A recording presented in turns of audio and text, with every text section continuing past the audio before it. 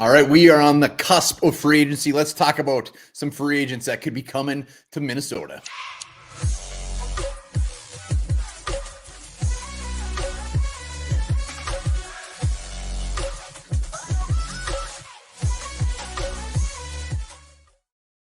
All right, welcome back to the Onebar and Lupagus show. I am Onebar, and free agency coming up. Tampering starting on Monday, official free agency on Wednesday. Yes, the Vikings have a lot of cap space to clear up. We know they will do it, and we know that they will be bringing in players. Will they be any of these guys that I'm about to talk about?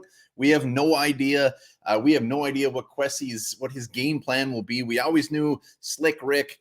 You'd wait around for the second, third wave of the big names to come off the board, and then he'd be going in, swooping in on those rookies coming off their rookie contracts, always getting deals. Sometimes it worked, sometimes it didn't.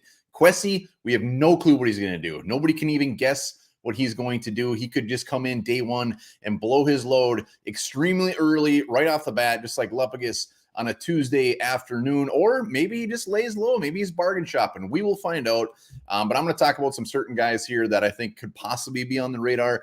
The main point of this video, I want to see in the comments from you guys who you think the Vikings could be looking at, or who you hope they will be looking at, whether it's a pipe dream or whether it's a guy that's just going to add depth at safety. Who knows? Let's do this. Before we get to that, remember, subscribe to the channel, like the videos.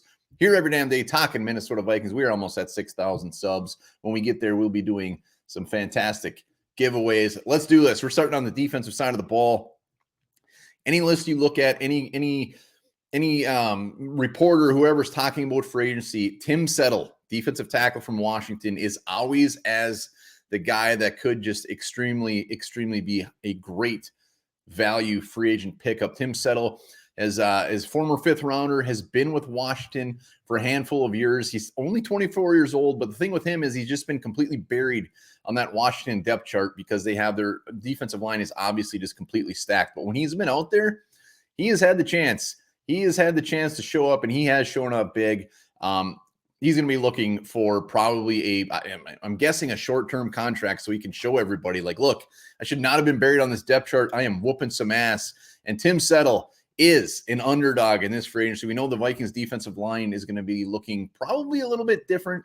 This obviously is going to have a lot to do with what they do with Pierce and Tomlinson for them to bring in a guy like Tim Settle, because even though Tim Settle is kind of a under-the-radar type of guy, he is definitely going to make him some money. And he deserves to start in this league. And whoever gets him, I love it for it to be the Vikings. He's going to show up big, and he's going to show that he should have been out on the field more. Next up, we're going to the offensive line. Brian Allen, center for the Rams, clearly has ties to Mr. Kevin O'Connell, only 26 years old, ranked the 10th best center according to PFF. We know the issues the Vikings have at center. We know Bradbury is not the answer. I don't care what O'Connell says about Bradbury. He's not the answer. He's not the long-term answer. I don't even think he has. He could get cut this year. We do not know. Allen, though, very good run blocker. Pass protection doesn't appear to be overly fantastic. He's been hampered by injuries didn't play for almost 2 years, but showed up big time this year. Perfect time to show up because he's going to be a free agent, and he made himself some money. The Rams are definitely going to want to bring him back, but they also have a handful of free agents along that offensive line, so they're going to have to pick and choose who they bring back. Brian Allen, only 26, could be a center for the next 3, 4, 5, 6 years still. And he just had a very, very good year. He's not going to make top-notch center money, but he's going to make probably second-tier center money. Let's stick to the offensive line. Let's go to a different Tomlinson, Laken Tomlinson, the guard for the 49ers. Many of us probably remember the Lions drafting him, then trading him to San Francisco. He's 30 years old, but I do not give a damn. He has gotten better every single year, ranked 8th amongst left guards this year in run blocking, 9th in pass blocking. Like I said, he's just getting better every year, and we're seeing offensive linemen play longer and longer. He started 104 games. The big issue with guard is, and this isn't the last guard on this list, is Tomlinson. He's a left guard. Ezra Cleveland, I think he's proven that he can start in this league and be okay. Do you mess with him and also throw him over to the right side? What are we doing with Wyatt Davis? Maybe the Vikings already have their minds made up that they're just going to roll with Wyatt Davis and Ezra Cleveland. And Vikings fans, myself included, will be sitting there waiting. Why are we not signing a guard?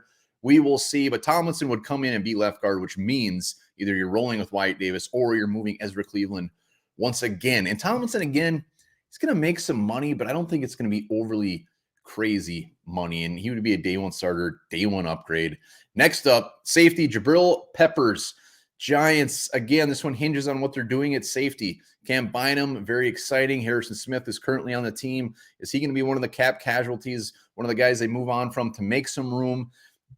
If they do, safety is going to be a big old need because we have Cam Bynum. We know Woods is a free agent, and Josh Metellus, we got nothing. Peppers clearly has not lived up to his first-round billing, but he's a boomer bust type guy. He flashes. He's a playmaker. Yes, he's a liability in coverage. Plays well against the run. This for Peppers is probably more of a prove it deal again to try to make some more money. He's versatile. He's a Swiss Army knife, and he would just be damn fun to watch. Selfishly, I just want to sign him because I've always loved Jabril Peppers, even coming out of college. Extremely aggressive. Yes, he gets burnt on occasion for being so aggressive, but you can put this guy anywhere. You can put him anywhere, and he's going to make plays. I want to see a defense out there in this new 3-4 that just takes chances, has big old balls, and Jabril Peppers would be fantastic. And again, I don't think it's going to cost a ton. Maybe someone overpays for him, but I can't see it. So Jabril Peppers, be all for that. I'm sticking with the Giants again. I'm going with the edge rusher this time, Lorenzo Carter, former third-round pick out of Georgia. Again, another guy kind of like Peppers, where he has the talent. He just hasn't really put it all together. Or has he? Last 5 games of 2021, he had 5 sacks in 2021. And all 5 of those came in the last 5 games. Maybe he was like, holy shit, I'm going to be a free agent. I need to do something. And he got 5 sacks, but he's an edge rusher. What are we going to do with our 3-4 right now? Sounds like Hunter could be out there. DJ Wanham could be out there. Are they bringing back Anthony Barr?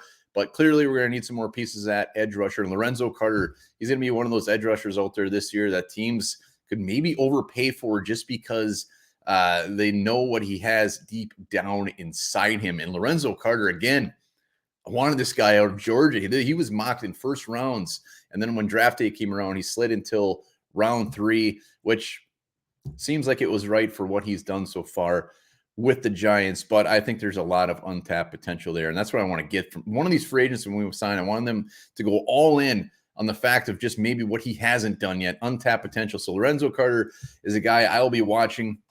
Another edge guy, Dante Fowler. Again, comments below. Who do you want to come and which guys that I'm mentioning right now will make you absolutely nauseous? Again, I'm not going with like the top tier. Yes, there's some bigger names here, but I'm trying to be a mix of a little bit realistic and a little bit fills a need. But this guy, Dante Faller, still only 27. It seems like this guy has been in the league for about 15 years. He's bounced around from a couple teams. Former number 3 overall, 35 career sacks.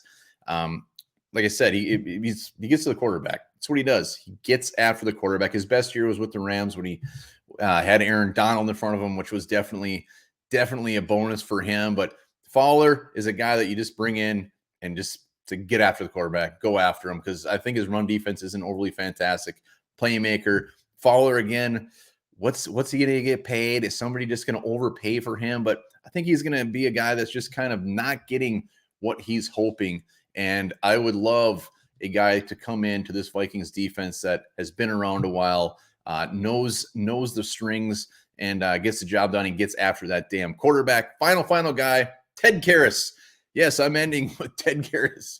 Former 6th-round pick, a guard, can play both guard positions, can play center.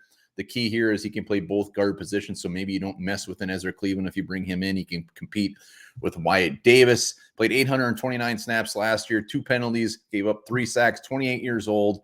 Didn't even start the year for the Patriots as their starter, but ended up starting 11 games and played damn good. Proved that he should be a starter in this league. So Ted Carris is my final one. All of these guys I picked, clearly offensive line was a big thing. Defense as well, defensive tackle, safety, and no cornerbacks on this list. They're definitely be going after corner, and there's some positions I mentioned that they will be going after as well. Tight end, I think they're going to be going after, but these are just some of the names that stuck out to me. Let me know what you think down in the comments. Who do you want them to bring in? And free agency is so damn close. Cannot wait, and we'll be back hot and heavy talking tons of free agent. Remember, subscribe, hit that like button, and we will be back